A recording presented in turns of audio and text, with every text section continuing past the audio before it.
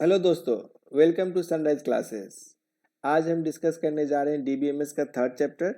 इसमें हम डिस्कस करेंगे R DBMS tables, structures, everything about the tables. इससे पहले हमने दो क्लासेस कवर किया था। फर्स्ट क्लास में हमने डिस्कस किया था what is the DBMS, why we need DBMS, what are the architecture of the DBMS, जिसमें तीन पार्ट्स होते हैं: internal labels, conceptual label and external label. What is the acid properties of DBMS transactions. फिर हमने अगले class में discuss किया था what are the categories of the SQL structures, SQL language. तो हमने डिस्कस किया था DDL, DML, डीक्यूएल, DCL and TCL, all the categories of SQL. फिर हमने हर हर कैटेगरी में कौन कौन से कमांड्स हैं उसके बारे में भी डिस्कस किया था। We discuss each commands in little bit details. आज हम डिस्कस करने जा रहे हैं आर डीबीएमएस के बारे में। अगर आपने अभी तक इस चैनल को सब्सक्राइब नहीं किया है या फिर आपने पुराने सेशंस को अगर नहीं देखा है तो आप जाकर मेरे चैनल्स पे देख सकते हैं। आज मैं डिस्कस करने जा रहा हूँ R DBMS. So first of all, what is R DBMS? जब हम आरडीबीएमएस की बात करते हैं तो हम रिलेशनल डेटाबेस की बात करते हैं, और इसका मतलब होता है कि हम डेटाबेस में जो डेटा है उसको एज ए टेबल हम स्टोर करेंगे। तो इसमें जो डेटा होता है वो टेबुलर फॉर्मेट में होता है। This is the RDBMS, that's it. और जब हम टेबल्स बनाते हैं तो हमारे टेबल्स में कुछ कॉलम्स होते हैं, इसमें हमारा नाम होता है, जैसे रोल नंबर, नेम। तो ये सब जो है ये कॉलम हो गया, और ये सब जो रिकॉर्ड्स, जो डेटा होते हैं, that is called the row. ये हो गए कॉलम और एट्रीब्यूट, आप जो भी बोले इसे, कॉलम स्लैश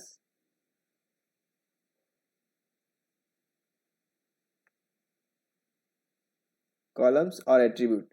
तो यही टेबल का स्ट्रक्चर्स होता है। तो हम यहाँ पे देखते हैं कि नंबर ऑफ कॉलम्स और एट्रीब्यूट्स, तो ये जो है this is called the degree of the table. तो degree of table means number of columns. हम अगर बोलेंगे कि इस टेबल का डिग्री 5 है, it means there is a 5 columns. तो कॉलम्स कौन कौन से हो सकते हैं? For example roll number, first name, last name, class और डेट ऑफ बर्थ। तो अगर हम इसको डिस्कस करें तो 1 2 3 4 5। तो अगर इस टेबल में डिग्री ऑफ टेबल्स क्या हो जाएंगे? तो 5 हो जाएंगे। तो नंबर ऑफ कॉलम्स और attributes is called the degree of tables. हमने डिस्कस किया इस जो डेटा होते हैं, एक डेटा को हम रो बोलते हैं और इसको ही हम टपल भी बोलते हैं। सेट ऑफ रोज, एक टेबल्स में सेट ऑफ रोज होते हैं और उसको हम एन टपल्स भी बोलते हैं। वहां पर एन क्या है? N is number of attributes. अब हम बात करते हैं cardinality of the table. Cardinality of the table means number of records और नंबर ऑफ रोज और नंबर ऑफ टपल्स। ये सारी चीज एक ही चीज हुई, मतलब हमारा डेटा जो प्रेजेंट है उसमें कितने डेटा हैं। तो that is called the cardinality of table. तो हम इस टेबल में number of degree of tables क्या है? 5। अगर हम इसके अंदर 100 स्टूडेंट का रिकॉर्ड सेव करते हैं तो इसकी कार्डिनलिटी कितनी हो जाएगी? 100। ये इंपॉर्टेंट इसीलिए क्योंकि इससे रिलेटेड एक क्वेश्चंस भी आया हुआ था, आई थिंक बीपीएससी में।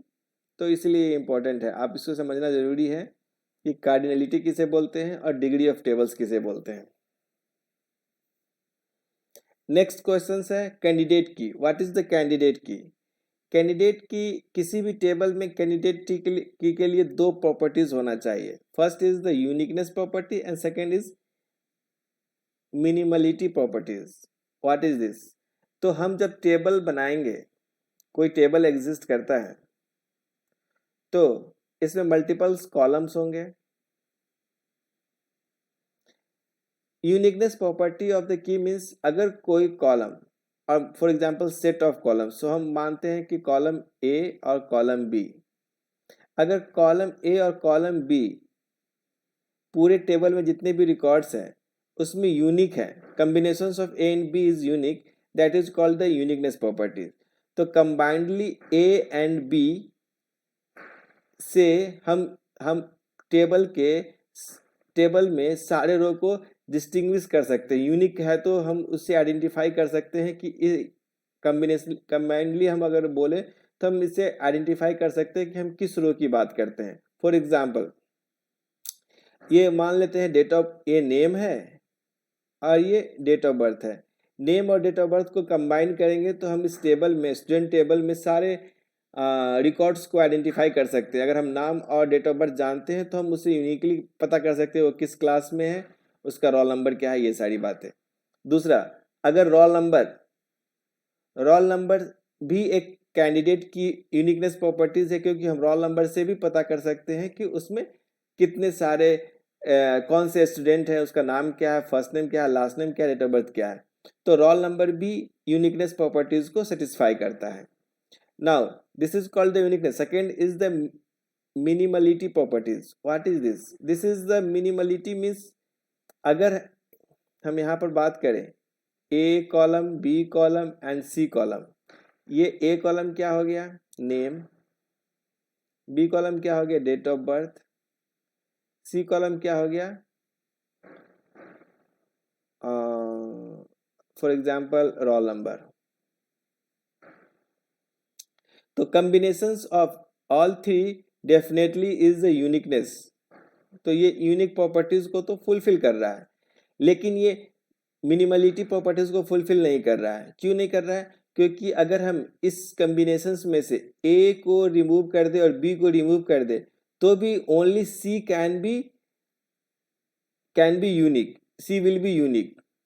So from C only we can identify the complete row out of given 100 records.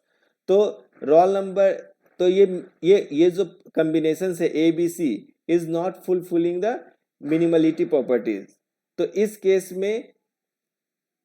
में हम A और B को रिमूव कर देंगे, only C will be the candidate की। सेकेंड सिनारियो हम देखते हैं, अगर हम सी को ही रिमूव कर दें, फॉर एग्जाम्पल हम सी को रिमूव कर देते हैं तो भी A and B combinedly behave as a unique and no further we can break down, because if you remove the B is called the date of birth, तो you name will be not unique. From name we cannot identify because there could be possible two student with the same name is present in the same class. So using name we cannot identify uniquely, that's why A and B combinedly will work as a candidate key who will fulfill the first uniqueness property and second is the minimality properties. I hope you understand minimality properties. मैं फिर से एक बार बोल दूं, minimality properties means minimum set of key that will be uniquely identified, that is called the minimality properties. तो अगर ये दोनों फुलफिल हो रहे हैं वही कैंडिडेट की होगा। तो एक टेबल में एक से ज़्यादा कैंडिडेट की हो सकते हैं। हम इसी टेबल का एग्जांपल लेंगे तो ये एक सेट हो गया, ये भी एक कैंडिडेट की हो गया, रोल नंबर भी एक कैंडिडेट की हो गया। अगर हम ये बात करें, ठीक है, इस टेबल में ये दो कैंडिडेट की हो गए। अब क्या होता है प्राइमरी की? प्राइमरी की एक यूनिक की होता है जिससे हम टेबल में यूनिकली आइडेंटिफाई करते हैं। तो कोई भी कैंडिडेट की प्राइमरी की हो सकता है। तो कैंडिडेट की is eligible for the primary की, लेकिन अगर हम एक की को, प्राइमरी की टेबल में एक ही होता है, ओनली वन की कैन बी अ प्राइमरी की। तो टेबल में ओनली वन होगा। तो अगर इस टेबल में दो कॉलम्स हैं, दो कैंडिडेट की है, तो for example if roll number will be become the primary key, then this one become the alternate की।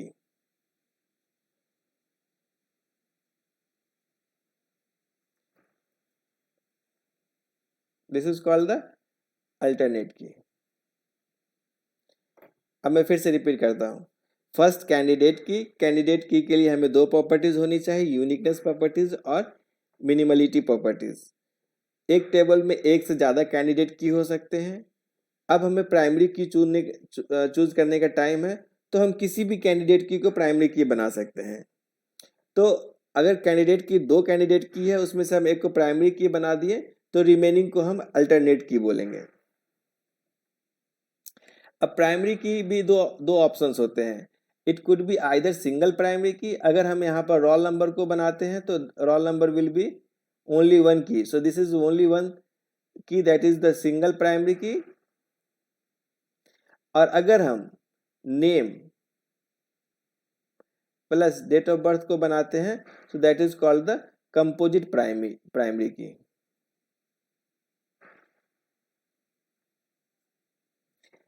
Now one is very important, that is prime. This is very useful to understand in normalizations. So ये क्या बोलता है? Attribute that are part of any key are called prime. Part of any key means primary or alternate. तो इस table में name, roll number, name और date of birth, this all are the prime. Prime के लिए क्या बोला? Attributes that are part of any key, either a primary key का part होगा या अल्टरनेट की का पार्ट होगा, both combinedly will call as a candidate की।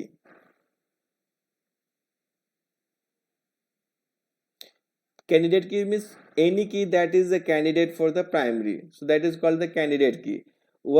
One of the candidate key become a primary, the other will be the alternate key. तो कोई भी की, कैंडिडेट की का अगर कोई मेंबर है, उस की को हम प्राइम की बोलेंगे। तो आप देख सकते हैं यहाँ पे रोल नंबर, नेम और date of birth, these all three are part of the primary key or the alternate key. That's why it is called the prime. This is very important to understand in normalization. अब हम बात करते हैं unique constant. Unique constant का हम क्यों बात कर रहे हैं? क्योंकि हम फॉरेन की बात करने जा रहे हैं। तो फॉरेन की जब दो टेबल होंगे, for example this is one table that is student और दूसरा टेबल फॉर एग्जांपल एड्रेस। तो यहाँ पर रोल नंबर है, नेम है, डेट ऑफ बर्थ है एंड क्लास है। तो इस टेबल से हमें पता करना है कि फर्स्ट रोल नंबर का एड्रेस क्या है। What is the address of a student whose roll number is 1। तो हमें इस टेबल में जाना होगा, एड्रेस टेबल में फाइंड आउट करने के लिए। तो यहाँ पर हमें एक की होगा जो कि इस टेबल के कॉलम, इस टेबल से रेफरेंस होगा। तो फॉर एग्जांपल यहाँ पर हम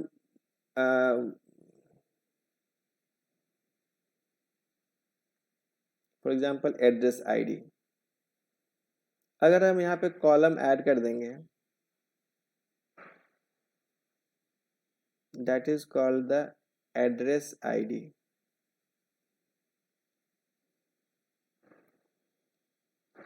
तो फॉर एग्जांपल रोल नंबर 1 का एड्रेस आईडी है, जो यहाँ जो वैल्यू होंगी for example ADD1, this is the ID, it should be either primary key और द यूनिक की in the address table.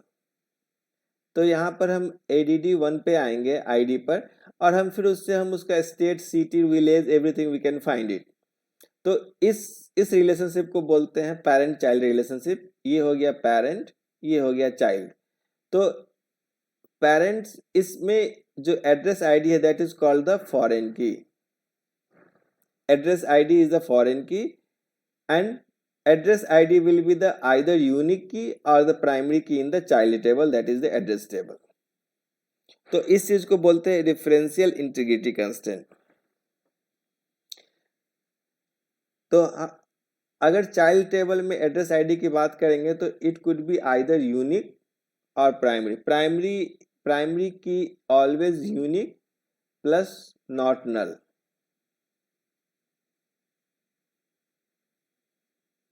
Primary key is always unique plus not null. तो यहाँ पर अगर प्राइमरी की है या फिर कोई यूनिक की है, that could be become a reference foreign key for the other table. So this is called the referential integrity constraint. एक और इम्पोर्टेंट है, हम लोग कंस्टेंट के बारे में डिस्कस करेंगे अगले क्लास में। एक और इम्पोर्टेंट बात है, because we are discussing about the foreign key, that's why we are going to discuss here on delete cascade. जब हम टेबल क्रिएट करते हैं तो हम एक कमांड देते हैं ऑन डिलीट कैस्केड। जब हम पेरेंट टेबल में कोई रिकॉर्ड डिलीट करेंगे तो उसका चाइल्ड टेबल में जो रिलेशनशिप है, जो की है, क्या उसको डिलीट करना है, तो ये डिपेंड करता है ऑन डिलीट कैस्केड। अगर ऑन डिलीट कैस्केड करेंगे तो जब हम प्राइमरी की में डिलीट करेंगे तो फॉरेन की में चाइल्ड टेबल में ऑटोमेटिकली वो कॉलम डिलीट हो जाएगा। otherwise we will delete from the otherwise if we will not use the on delete cascade, what will happen, we will delete the record from the parent table but we will not delete from the child table. So what will happen, child table should have some of the reference that is like hanging data, that is not having any references. For example in this case कुछ ऐसे address बच जाएंगे जो किसी भी student का नहीं है। सो that is the wastage of memory, wastage of the DBMS efficiency. तो इसीलिए हमें डेटा को नीट एंड क्लीन रखने के लिए और सिंक में रखने के लिए हमें ऑन कैस्केड डिलीट यूज करना चाहिए। सिमिलरली ऑन अपडेट कैस्केड, इस केस में भी क्या होता है, जब हम अपडेट करेंगे तो हमारा चाइल्ड टेबल भी ऑटोमेटिकली अपडेट हो जाएगा। सो that is called the on update cascade. हम कंस्टेंट के बारे में अगले क्लास में डिस्कस करेंगे। अभी अगर आपको कोई चीज़ें समझ में नहीं आई होगी तो आप कमेंट बॉक्स में डालिएगा, और अगर आप इस चैनल पर नए हैं तो please subscribe and share with your friends. Thank you very much.